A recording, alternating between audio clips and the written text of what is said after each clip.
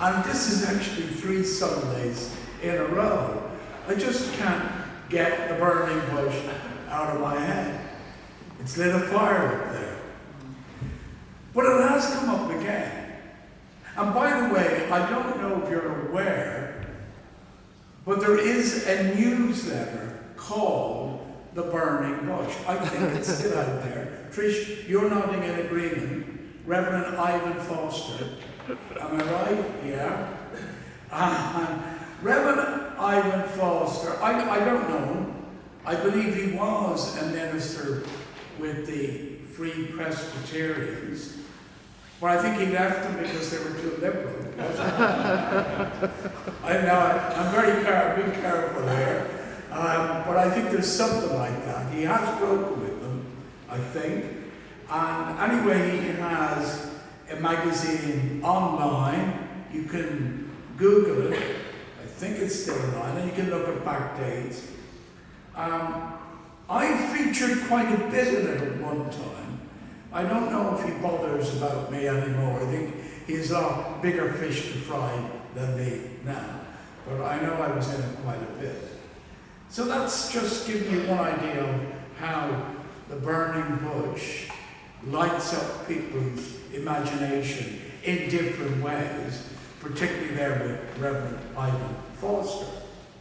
And there's also a beautiful bush tree known as, and I hope I pronounced this correctly, Euonymus alatus, which is obviously Latin, sometimes known as winged spindle or burning bush. Now, it's native to central and northern China, or indeed in Japan, where it's popular ornamental plant in gardens and parks. I don't think I've ever seen it. Maybe people here may have seen it. It's a bright red or pink, but I think that's in autumn. I have to do a bit more research on it, but I don't think it's bright red or pink all year round. I could be wrong. However, it's considered an invasive species in Massachusetts and Vermont. So you're not allowed to plant the burning bush in Massachusetts or Vermont because it'll just take off, grow everywhere. So you're not allowed to bring seeds into either of those states. And also, it can poison dogs. Now, it is planted in the UK, but I don't know if I've ever seen one. And if you do decide to plant one, I advise you to alert Reverend Ivan Foster. No, Dr. Wayne. Wear gloves because you can get infection from it. Anyway, that's not really what I want to talk to you about. But I think they're important things for you to know, that there is a magazine called The Burning Bush, edited by Reverend Ivan Foster, and there's also a beautiful red or orange or pink tree or bush called the burning bush. What I want you to know is this.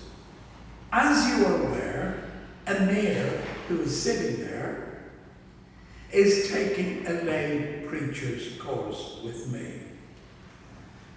So on Monday morning, what did we discuss? We discussed the burning bush. And we discussed my quote from Roger Scruton, that it relates to us in the story of God choosing a people that he could hide amongst. That's the way I related it to you about 2 weeks ago. That's God chose the Jews so he could hide amongst them, and the burning bush to some extent is part of that storytelling, so that you cannot see God. Now Amir said, but you can see God. Now I remind you, and I remind Amir, that the relationship is, he's the pupil and I'm the teacher. At least I thought I was. But Amir obviously thinks otherwise. And he's decided to teach me a lesson. Amir said you can see God in the face of others. We are all created in the image of God. So you can see God in the face of others. Amir said you can see the beauty of our creation. You can see God in the beauty of our planet. When you stand in your favourite place, whether it's on the Lagan River or looking out to the sea or on a mountain, and you look and you think, this is surely evidence of the creation. It's evidence of the beauty of what God has granted us. So myself and Amir began to discuss the paradoxes of the Bible. The problem is, when you discuss the paradoxes of the Bible, you have to be clear that you understand what paradox means. Because I often think I understand the word, only to find that I'm telling people what a word means, and then I go home and look it up, and I was 100% wrong. So paradox is one of those words that you have to try and understand. What is a paradox? A statement or proposition that when investigated may prove to be true,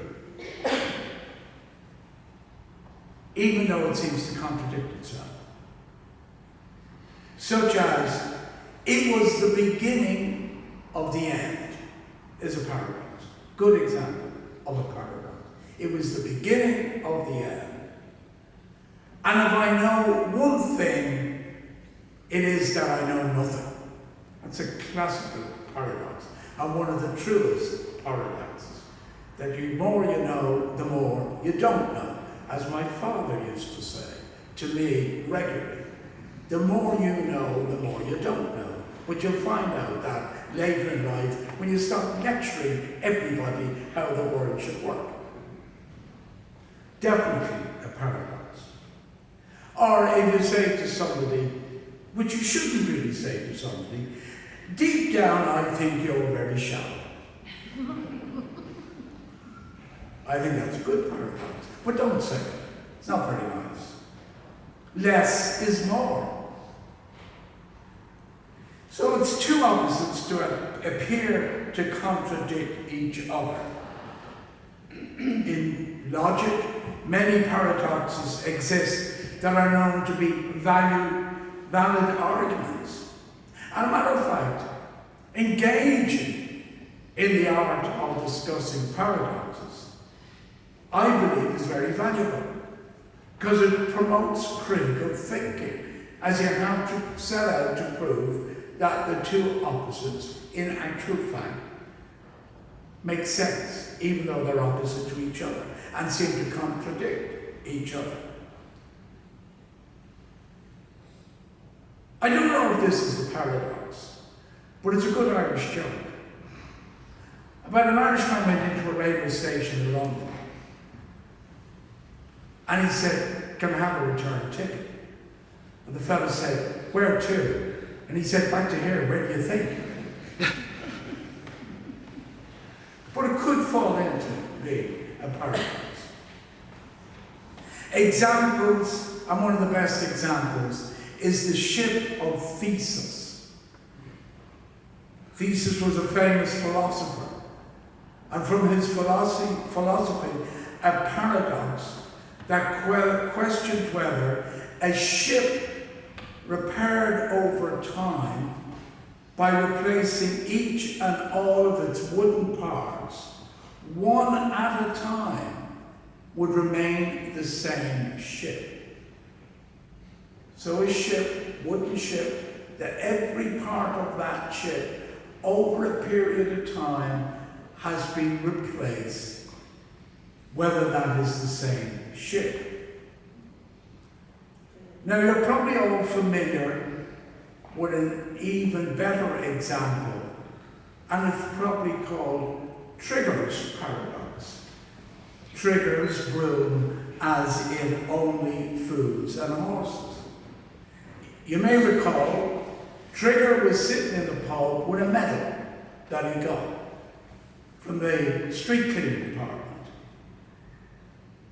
And Rodney, who Trigger always referred to as Dave, asked him, why did he get the medal?